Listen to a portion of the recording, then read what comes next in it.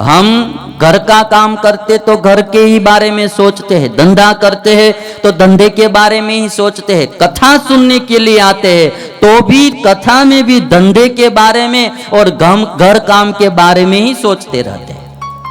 सब स्वामीनारायण भगवान कथा में तो कथा के बारे में ही सोचते थे, घर काम करते करते भी कथा के बारे में ही सोचते थे। तो एक थोड़ी आदत हमारी भी होनी चाहिए। स्वामीनारायण भगवान अच्छी तरह से दांत देते थे। हमारे कोई गुजराती कवि ने लिखा है कि दांत तो देनी ही चाहिए कवियों को, वक्ताओं को। गुजराती कवि ने लिखा कि गुल्फी गरम नहीं, डूंगरा नरम नहीं। सीधी सी बात है ना भाई, गुल्फी गरम नहीं। अब गुल्फी का ट्रांसलेशन हिंदी में नहीं होता है, वो हमारी स्पेशली गुजरात की आइटम जो होती है, तो उसका अभी हम कैसे हिंदी में वो करेंगे ना। वो जो खाते हैं भाई ने, वो कभी गरम नहीं होती है ना, गुल्फी गरम होती है। गुल्फी गरम नहीं, डूंगरा नरम नहीं, पर्वत कभी नरम नहीं होता। तो कभी बोलता है कि गुल्फी गरम नहीं, डूंगरा नरम नहीं, पापी ने धर्म नहीं, नगता ने शर्म नहीं। ये सीधी सी बात है ना भाई, पापी को कोई धर्म नहीं होता और जो नक्कटा आदमी होता है उसको शर्म नहीं होती है। तो गुल्फी गरम नहीं, डूंगरा नरम नहीं, पापी ने धर्म नहीं, नगता ने शर्म नहीं, फल फूल में हांधो नहीं, ताળી पाडो तो वांधो नहीं।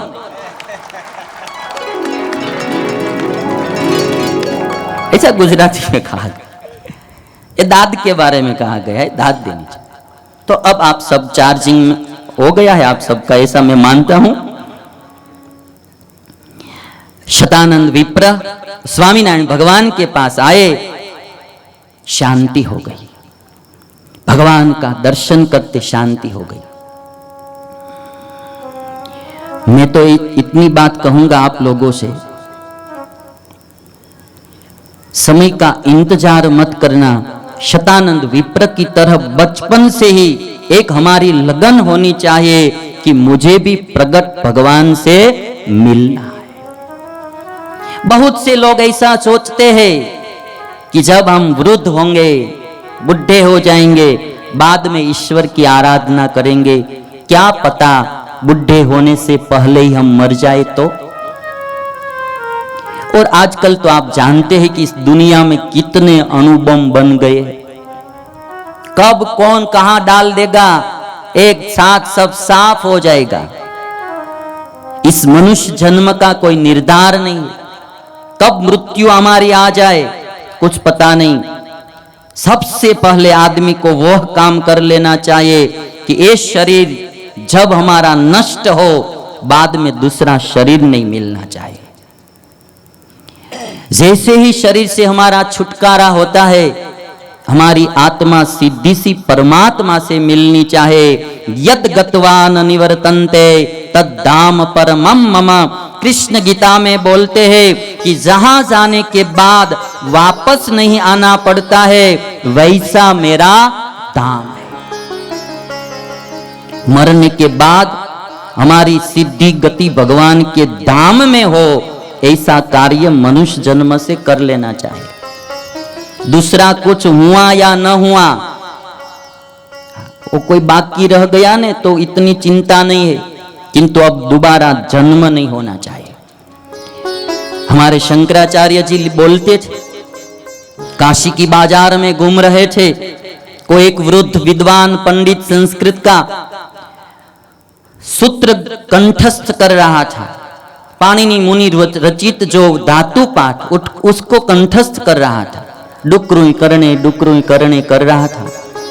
और तब शंकराचार्य जी ने देखा कि इतनी उम्र में तो राधे राधे कृष्ण कृष्ण सीताराम सीताराम बोलना चाहिए, इसकी उम्र ढल गई, फिर भी अभी ये डुकरुई करने कर रहा है, ये कब जागेगा? सारी जिंदगी सोता ही रहेगा। हम सब लोग सोचते रहते, अभी तो अब छोटे हैं, बच्चे हैं, युवान है, थोड़ा ये कर ले, थोड़ा वो कर ले, बाद में प्रभु भजन करेंगे, बाद में मर जाएंगे भाई, प्रभु भजन बाकी रह जाएगा, फिर इधर आना पड़ेगा। और इस बार तो अभी थोड़ा थोड़ा ठीक है, बाद में आएंगे तो कोई एम्ब्रॉयडरी मशीन भी नहीं देंगे, और काम बहुत भारी हो जाएगा। इसलिए अभी से ही थोड़ा प्रभु भजन शुरू कर दो। ऐसे ही हम लालच में रहेंगे, कभी कोई हमारा इस दुनिया में कभी पूरा होने वाला है ही नहीं। यहां मेरे तुम्हारे जैसे बहुत लोग आए गए, यहां किसी का काम कभी पूरा नहीं हुआ है और किसी का कभी पूरा नहीं होगा। काम पूरा कर देना चाहिए बस, यहां किसी का पूरा होने वाला ही नहीं। ईश्वर ने संसार ये ऐसा बनाया है, कर्म के फल भुगतने के लिए, यहां तो अधूरा ही अधूरा रहेगा। थोड़ा थोड़ा खा लेना चाहिए बस। और कोई ऐसा सोचते हैं कि थोड़ा ये धंधा सेट हो जाए, थोड़ा परिवार सेट हो जाए, थोड़ा ये हो जाए, थोड़े बच्चे पढ़ ले, बाद में हम मंदिर में ही रहेंगे और भजन करेंगे। बहुत अच्छी ऐसे ही लालच रखते रहते हैं। ये बम्बई में एक भिखारी बिजनेस न्यूज पढ़ रहा था, बम्बई में भिखारी बिजनेस न्यूज पढ़ रहा था, न्यूज़पेपर में बिजनेस। अभी कोई बिजनेसमैन बिजनेस न्यूज पढ़ता है तो ठीक है कि भाई कुछ काम का होगा, अब भिखारी बिजनेस न्यूज पढ़ रहा था। तो किसी ने पूछा कि भाई तुम भिखारी हो और ये बिजनेस न्यूज क्यों पढ़ रहे हो? तो कहता है कि मैं हर दिन पढ़ता हूं कि आज भी रुपया गिरा, आज भी रुपया गिरा, तो कोई दिन तो बताएगा कि कहां गिरा। तो हर दिन मैं पढ़ता हूं कि आज भी रुपया गिरा, आज भी रुपया गिरा, आज भी गिरा, तो कोई दिन तो बताएगा कि कहां गिरा। इसलिए वो बिजनेस न्यूज पढ़ता था। अभी उस भिखारी के हाथ में कभी रुपया आएगा? गिराने वाले हैं, उनके हाथ क्या छोटे हैं कि तुम्हारे हाथ में आएगा। तो हम भी भिखारी की तरह ऐसे इंतजार करते रहेंगे कि कल हमारा ठीक समय आएगा, हम भजन करेंगे, कल करेंगे। नहीं भाई, आज से ही करो। शतानंद विप्र ने ठान लिया, निश्चित कर लिया कि इस जन्म में प्रभु की प्राप्ति करनी है, और नरनारायण भगवान का भी दर्शन किया, बाद में स्वामीनारायण भगवान का दर्शन किया। और बोलते हैं स्वामीनारायण भगवान के पास आकर, तुम्हारे दर्शन भये मोय जबहि। शतानंद विप्र बोलते हैं, तुम्हारे दर्शन भये मोय जबहि, अज्ञान तम उर गए तबहि, जैसे निशिके तम अनंता, सूर्य उदय भये आवत ही अंता। हे स्वामीनारायण भगवान, आपके दर्शन करते ही मेरा अज्ञान मिट गया। जैसे सूर्य उदित होने से अंधेरा मिट जाता है, वैसे ही आपके दर्शन करने से मेरा अज्ञान रूपी अंधेरा मिट गया। शतानंद विप्र स्वामीनारायण भगवान के पास रहे। स्वामीनारायण भगवान ने समाधि करवाई, समाधि में अक्षरधाम में गए, अक्षरधाम में भगवान का दर्शन किया। जो अक्षरधाम में भगवान थे वही भगवान उन्होंने यहां भी देखा। दोनों मूर्त एक सी देखी, तब शतानंद विप्र ने निश्चय कर लिया कि जो अनंत कोटि ब्रह्मांड के अधिपति है, पूर्ण पुरुषोत्तम नारायण है, वही है स्वामी नारायण भगवान है। एक ही बार में शतानंद विप्र को समाधि हो गई और निश्चय भी हो गया। ये कोई गुजरात के संत नहीं थे, मूलतः मिथिला नगरी के संत थे। फिर स्वामीनारायण भगवान ने ऐसी कृपा की कि स्वामीनारायण भगवान का जो बचपन से जीवन चरित्र था वो साफ शतानंद विप्र को दिखाई दिया।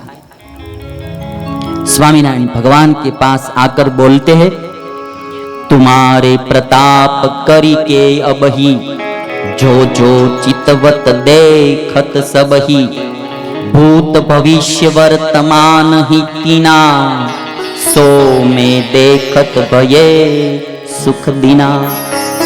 हे स्वामीनारायण भगवान, तुम्हारे प्रताप से आज मैं जो जो चिंतन करता हूं वह सब कुछ मुझे दिखाई देता है। भूतकाल का भी जानता हूं, वर्तमान काल का भी जानता हूं और भविष्य काल का भी जानता हूं। मिथिला नगरी के शतानंद विप्र बोलते हैं। और बाद में स्वामीनारायण भगवान से प्रार्थना की कि प्रभु, मैंने नरनारायण भगवान से कहा था कि मुझे आपके गुणगान करना है, तो नरनारायण भगवान ने आपके पास भेजा है, तो आप मुझे वो अवसर दीजिए, मैं आपके गुणों का गान कर सकूं। तब स्वामीनारायण भगवान ने शतानंद विप्र को इजाजत दी। शतानंद विप्र को भगवान स्वामीनारायण ने दीक्षा दी और उनका नाम रखा शतानंद स्वामी। उनका दूसरा नाम था संत दास जी। शतानंद विप्र ने दीक्षा ली और शतानंद स्वामी बने और भगवान स्वामीनारायण के प्रताप से त्रिकालग्न तो बने ही बने, उनका जो शरीर था ने वो पर निरावरण दृष्टि वाला हो गया। कोई आवरण बाधा नहीं डाल सकता था। शतानंद विप्र शतानंद स्वामी बने और सशरीर ही सब धाम में जाते थे।